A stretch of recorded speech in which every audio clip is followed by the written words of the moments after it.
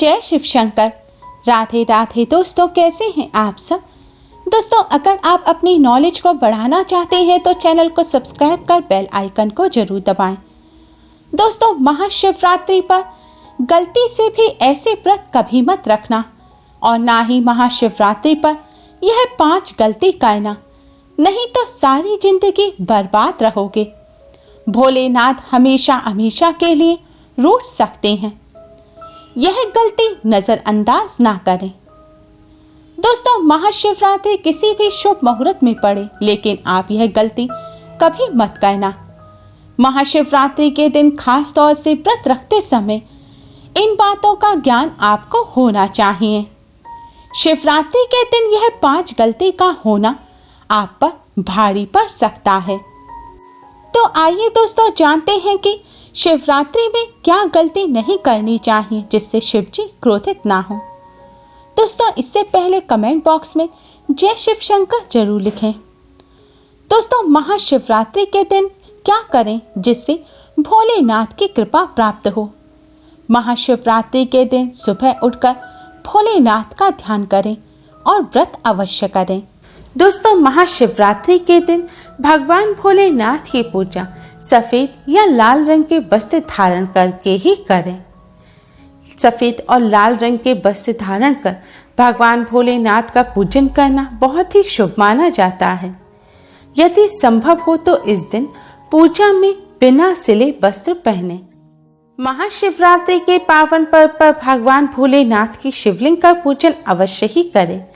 शास्त्रों के अनुसार महाशिवरात्रि के दिन ही भगवान भोलेनाथ शिवलिंग के रूप में प्रकट हुए थे, इसलिए इस दिन शिवलिंग का पूजन करना सबसे ज्यादा श्रेष्ठ माना जाता है। शिवलिंग का पूजन करने से भगवान भोलेनाथ मां पार्वती की असीम कृपा प्राप्त होती है। वैसे तो महाशिवरात्रि पर भगवान भोलेनाथ का पूजन रात्रि के चारों पहर में किया जाता है, लेकिन भगवान भोलेनाथ का पूजन प्रदोष काल में भी अवश्य करना चाहिए। प्रदोष काल स्वयं भगवान भोलेनाथ का काल होता है। मान्यताओं के अनुसार प्रदोष काल के समय भगवान भोलेनाथ शिवलिंग में विराजमान रहते हैं, इसलिए महाशिवरात्रि के पावन पर्व पर आप प्रदोष काल में भगवान भोलेनाथ का पूजन अवश्य ही करें। प्रदोष काल यानी कि संध्या काल से रात्रि तक 90 मिनट का समय।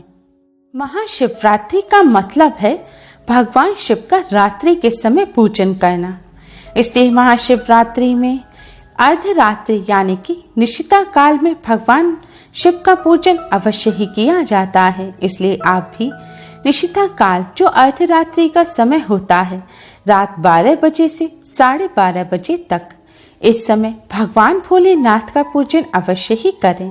इससे भगवान भोलेनाथ अति शीघ्र ही प्रसन्न हो जाएंगे और आपको मनचाहा वरदान देंगे। महाशिवरात्रि पर भगवान शिव के साथ माता पार्वती का पूजन भी अवश्य ही करें। ऐसा करने से आपको भगवान शिव के साथ माता पार्वती का भी आशीर्वाद प्राप्त होगा। महाशिवरात्रि के दिन भगवान भोलेनाथ के शिवलिंग पर बेलपत्र अवश्य ही अर्पित करें। बेलपत्र भगवान भोलेनाथ को अति प्रिय हैं। बेलपत्र के बिना भगवान भोलेनाथ का पूजन अधूरा माना जाता है। बेलपत्र एक पत्ता नहीं माना जाता। एक डंडी में जो 3 पत्ते जुड़े हों उन्हें बेलपत्र कहा जाता है।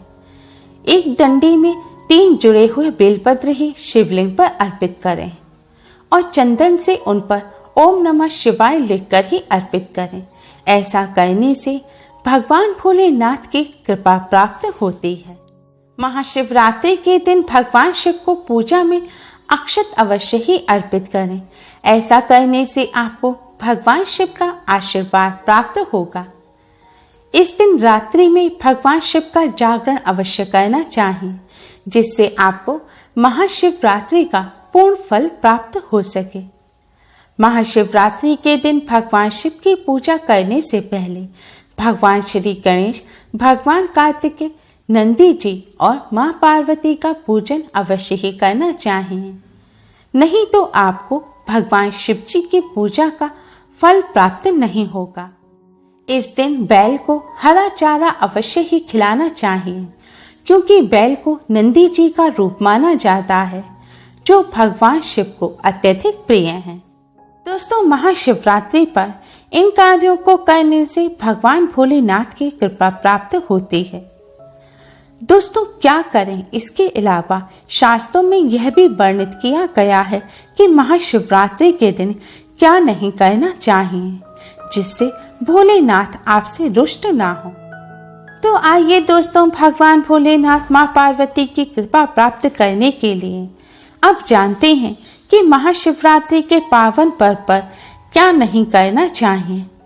महाशिवरात्रि के दिन देर तक ना सोएं, सुबह सूर्योदय से पहले उठकर स्नान कर लें। ऐसा करना आपके लिए काफी शुभ रहेगा। इस दिन भूलकर भी काले रंग के वस्त्र धारण ना करें, क्योंकि काले रंग के वस्त्र धारण करना इस दिन अशुभ माना जाता है।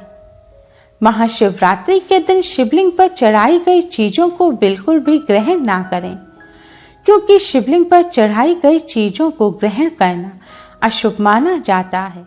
यदि आप शिवलिंग पर जल चढ़ा रहे हैं तो ध्यान रखें, शंख से जल बिल्कुल भी ना चढ़ाएं। भगवान शिव को आप लोटे से जल अर्पित करें। शंख से भगवान भोलेनाथ का पूजन नहीं किया जाता। और लोटे से भी जल चढ़ाते समय इस बात का ध्यान रखें, अगर आपने जल में दूध या फिर दही मिलाया है तो आप दूध और दही से भगवान शिव का अभिषेक करने के लिए तांबे के लोटे का इस्तेमाल ना करें, क्योंकि तांबे के पात्र में दूध और दही जहर बन जाते हैं। इसलिए दूध दही से भगवान भोलेनाथ को अभिषेक करने के लिए आप स्टील या फिर पीतल के लोटे का या फिर चांदी के लोटे का इस्तेमाल करें। महाशिवरात्रि के दिन भगवान शिव की पूजा में तुलसी का प्रयोग भूलकर भी ना करें। यदि आप ऐसा करते हैं तो आपको पूजा का पूर्ण फल प्राप्त नहीं होगा। भगवान श्री गणेश और भगवान शिव को तुलसी अर्पित नहीं की जाती, इससे दोष लगता है। इस दिन भगवान शिव की पूजा में केतकी और चंपा के फूलों का प्रयोग नहीं करना चाहिए, क्योंकि भगवान शिव की पूजा में इनका उपयोग करना वर्जित माना जाता है। भगवान शिव की पूजा में हल्दी और कुमकुम का प्रयोग भी बिल्कुल ना करें, क्योंकि भगवान शिव वैरागी हैं और हल्दी और कुमकुम शुभता के प्रतीक माने जाते हैं। भगवान शिव की जो मूर्ति शिव परिवार के रूप में है, जहाँ भगवान श्री गणेश, भगवान कार्तिकेय और माँ पार्वती हैं, तो आप वहाँ पर भगवान शिव को हल्दी कुमकुम से तिलक कर सकते हैं। लेकिन भगवान शिव की जो शिवलिंग होती है वह भगवान शिव का बैरागी रूप है, तो वहाँ आप हल्दी कुमकुम ना लगाएं। महाशिवरात्रि के दिन भूलकर भी घर में कलह नहीं करनी चाहिए और ना ही किसी को अपशब्द बोलना चाहिए। यदि आप ऐसा करते हैं तो आपको भगवान शिव का आशीर्वाद प्राप्त नहीं होगा। महाशिवरात्रि पर शराब और मांसाहार का प्रयोग बिल्कुल भी ना करें। यदि आप ऐसा करते हैं तो आपको भगवान शिव और मां पार्वती के क्रोध का सामना करना पड़ सकता है। आपको इस दिन किसी भी पशु या पक्षी को नहीं सताना चाहिए, ना ही उन्हें मारना चाहिए, नहीं तो आपके सभी पुण्य फल नष्ट हो जाएंगे। महाशिवरात्रि के दिन महिलाओं और कन्याओं को शिवलिंग का स्पर्श नहीं करना चाहिए। आप दूध, दही या जल से शिवलिंग का अभिषेक कर सकते हैं। आप बेलपत्र भी चढ़ा सकते हैं, पूजन भी कर सकते हैं, लेकिन शिवलिंग का स्पर्श ना करें। ऐसा करने से मां पार्वती क्रोधित हो जाती हैं। महिलाओं को भगवान शिव का पूजन करते समय ओम नमः शिवाय मंत्र की जगह नमः शिवाय मंत्र का जाप करना चाहिए। शास्त्रों के अनुसार महिलाएं जब ओम मंत्र का जप करती हैं तो उनके नाभि क्षेत्र पर दबाव पड़ता है, जो महिलाओं के लिए अच्छा नहीं है। इसलिए महिलाओं को नमः शिवाय मंत्र का जाप कर भोलेनाथ का पूजन करना चाहिए। भगवान शिव की हमेशा आधी परिक्रमा करें, क्योंकि शिवलिंग की जो जलधारा निकल रही होती है उसे लांघना अशुभ माना जाता है। इसलिए कभी भी भोलेनाथ के मंदिर की पूरी परिक्रमा नहीं करनी चाहिए। पीरियड के दौरान महिलाओं को भोलेनाथ के शिवलिंग पर जल नहीं चढ़ाना चाहिए, ना ही पूजन करना चाहिए। आप मन ही मन मंत्र का जाप कर पूजन कर सकती हैं। दोस्तों, महाशिवरात्रि के पावन पर्व पर भगवान भोलेनाथ मां पार्वती की कृपा प्राप्त करने के लिए इन सभी बातों का विशेष ध्यान रखें, जिससे आपको व्रत और पूजा का पूर्ण फल प्राप्त हो और भगवान शिव मां पार्वती की आपको कृपा मिल सके।